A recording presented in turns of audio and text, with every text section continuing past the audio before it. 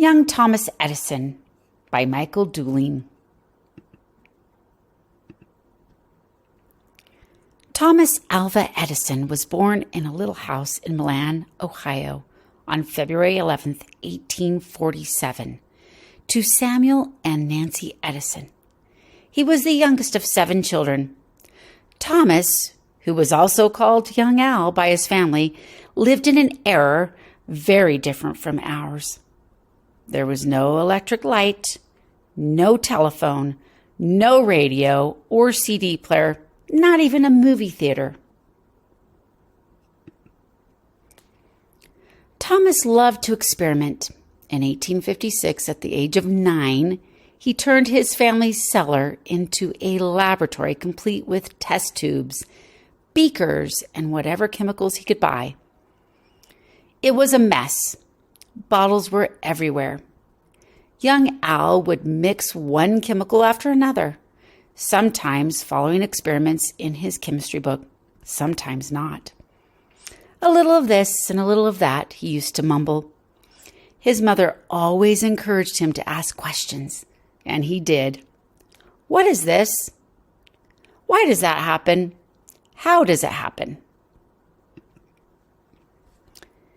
A bout of scarlet fever left Al hard of hearing, which made school difficult. While Al asked many questions at home, he did not ask any at school. Instead, he spent his time there daydreaming about his next experiment.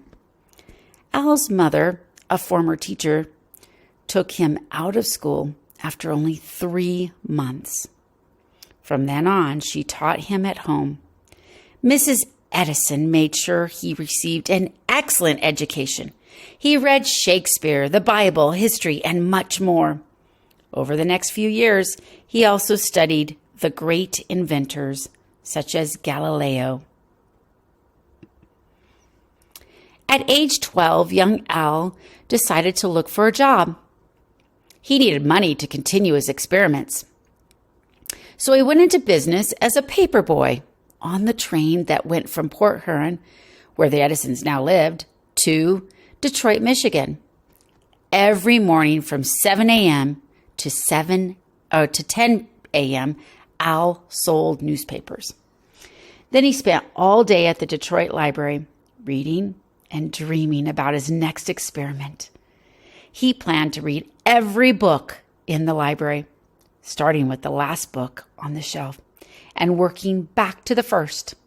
At night, he took the train home and sold papers again. Eventually, with the permission of the conductor, Al set up a laboratory in the baggage car of the train. Soon, the young scientist was experimenting with everything: chemicals, gadgets, test tubes, beakers, doohickeys, and thingamajigs. Things were going well until one day when the train made a sudden lurch. Bottles, books, newspapers, candies, and fruits went flying, along with Al. A bottle of phosphorus burst into flames. Al scrambled to put out the flames, but they spread too fast. Soon, a very upset conductor rushed in. At the next stop, the conductor threw all of Al's things off the train, even him. Al had never been so disappointed in his life. He went home and set up his laboratory again with the encouragement of his mother. He continued to experiment and tinker with every gadget he could get his hands on.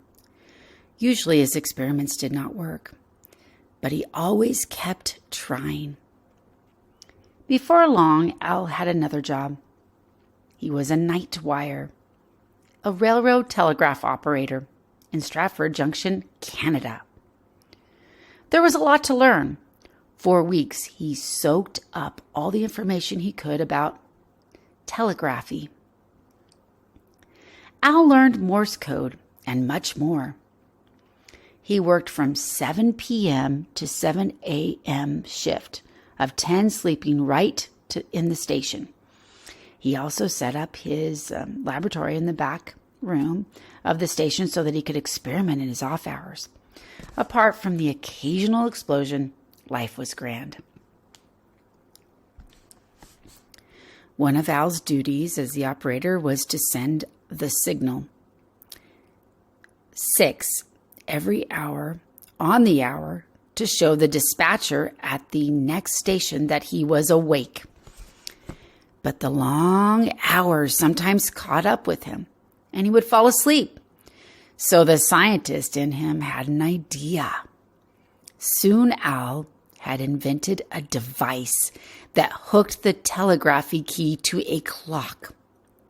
When the clock struck, the minute hand of the clock sent the message 6 for him. It was a moment of pure genius, which quickly got him fired when his boss discovered he was sleeping on the job.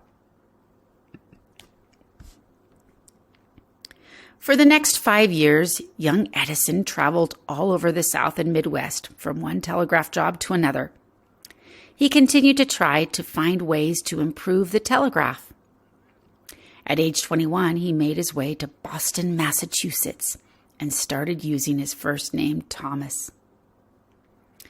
He decided that he was going to be an inventor, and he set up his latest laboratory. He wanted to learn all he could about electrical forces.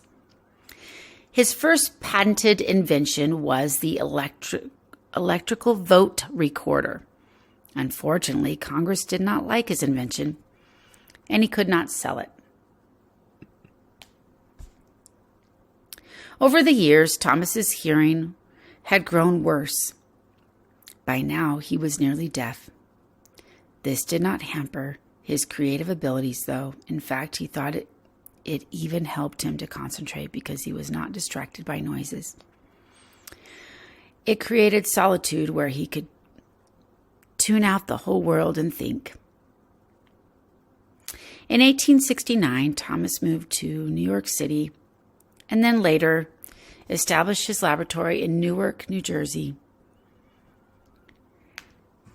And then bad news came from home. His mother had died. Thomas, at 24, was deeply saddened.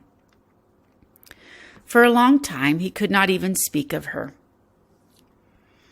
He would miss her letters, her advice, and encouragement. He owed everything to his mother. In 1876, Thomas moved his laboratory to Menlo Park, New Jersey. He invented the carbon transmitter, which amplified the human voice, making the telephone and microphone possible.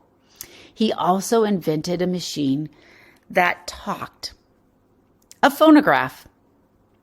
Shortly thereafter, Thomas invented an electric light bulb. He also discovered the principle of sound waves, which made the radio possible. In 1887, he moved his laboratory to West Orange, New Jersey, developing the motion picture and much more. At one point, he had 250 people working for him and 45 inventions going.